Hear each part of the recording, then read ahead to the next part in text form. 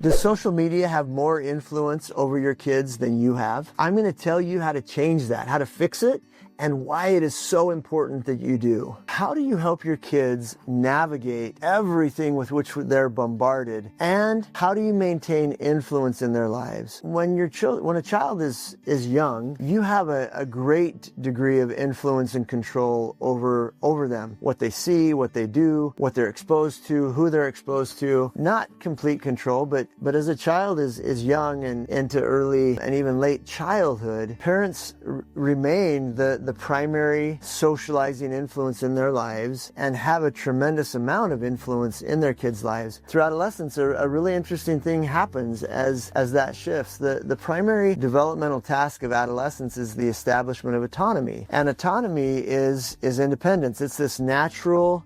A child enters adolescence very dependent in almost every aspect of life on their parents. They leave adolescence needing to be able to run their lives more or less independently. And so that natural push for autonomy naturally makes the voice of the parent quieter and smaller in the lives of their children, and the other voices in their lives become much louder, and parents move from a role of control and great power and socialization to very much a role of influence. Different than control, influence has to be granted. If your child doesn't give you influence, then you don't have very much influence. And kids are bombarded with so much information that they really are not cognitively ready to handle. And just the recent events with the killing of Charlie Kirk and all of the social media stuff and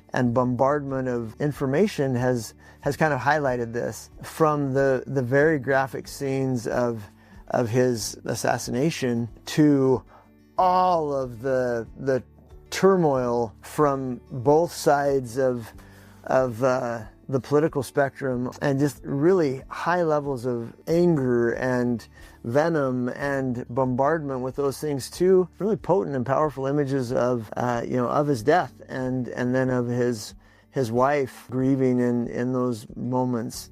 And all of this is information that we just were not regularly exposed to as human beings before the internet and before social media and all of these things. And most people would never see things that kids and adults see all the time now. And if we were exposed to that, 100 years ago, it was very rarely and in these little isolated moments, and would typically produce trauma in somebody's life that they would have to know how to deal with. And now kids are bombarded with these things, and adults are bombarded with these things on the daily. It is an overwhelming reality that is part of living in the time and in the day and age when we live. And so how, as a parent, do you effectively help your kids navigate these kinds of things, and how do you maintain influence in their lives? And I had a conversation with a client that really highlighted this. Her son had come to her asking some questions and talking about some of these horrific things that he was seeing online. And what do you want as a parent? Well, you want the same thing that this, at least I don't meet very many parents who don't want the exact same thing that this client said. That she said, I want my kids to come to me. I want them to come and to openly turn to me with the questions that they have, even though those are the things that my client desperately wanted. The things that he was saying really scared her. And so then she was reacting and parenting out of a place of fear. And she said that she flipped out and got angry. And then guess how he responded to her reaction? Well, he shut down, he turned off the influence that she had, and he withdrew, which was the exact opposite thing of what she wanted. And it really highlights the fact that influence is not something that you can command or force. Influence has to be granted. There are three things that I see a lot as I work with people that really diminish influence that they have in the lives of their adolescents or adult children. One is no access. If your kid doesn't have access to you, especially during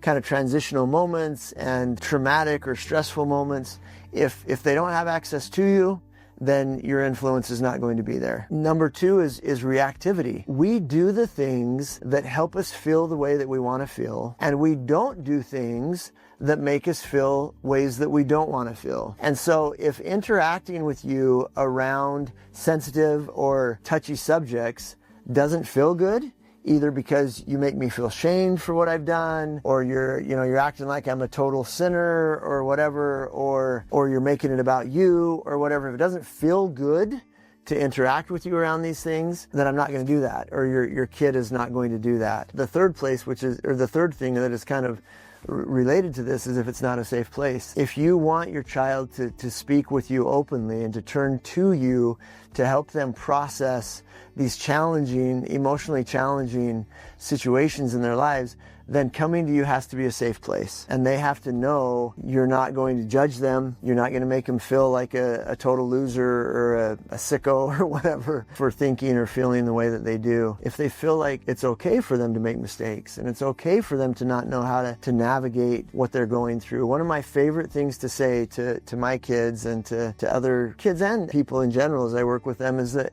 you're not supposed to be good at that.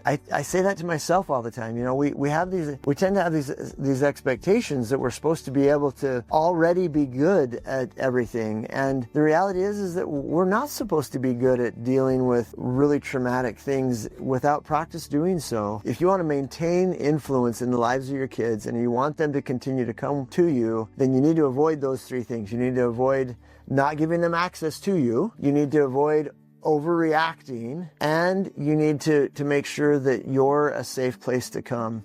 And as you do those things, your kids will naturally turn to you if you have a good relationship with them. And what I mean is if they feel confident that they matter to you, that they're valued by you, that you see them as someone of worth, that you're their biggest fan, and if they feel emotionally safe with you, they will want to turn toward you. The other thing is that you can't be afraid to talk to them. Ask them questions. Hey, what have you seen about this Charlie Kirk situation? My brother-in-law, we lost my brother-in-law when he was 19. He was super, super funny. On a few different occasions, after being in a car ride with my father-in-law, and if they weren't talking about anything or there was silence or whatever, he'd get out of the car and he would say, another missed opportunity to talk to your kids about drugs. Or another missed opportunity to talk to your kids about adolescent alcohol use or something like that. And obviously he was being funny, but there also is a really important thing there, that you want to make sure that the culture of your relationship with your kids is to talk about the things that are hard to talk about. How are you managing your sexual feelings? How are you managing peer pressure to engage in alcohol or drugs? Or, what do you do when somebody makes fun of you or bullies you? Or how are you reacting when somebody's different than you are? And not being afraid to talk to them about these things is really important, which comes back to you being healthy, because remember that a relationship will never be healthier than the two people that make it up. And so if you've got all kinds of emotional reactivity going on under the surface for yourself, your ability to create and hold a safe place for your children to be able to process information is dramatically diminished. If you want to learn more about how to navigate this kind of stuff, make sure to subscribe and watch our other videos pertaining to how to parent and navigate relationships well. You can also take the free core assessment to find out some of the predictable challenges and strengths that come with your personality in combination with the personalities of your kids.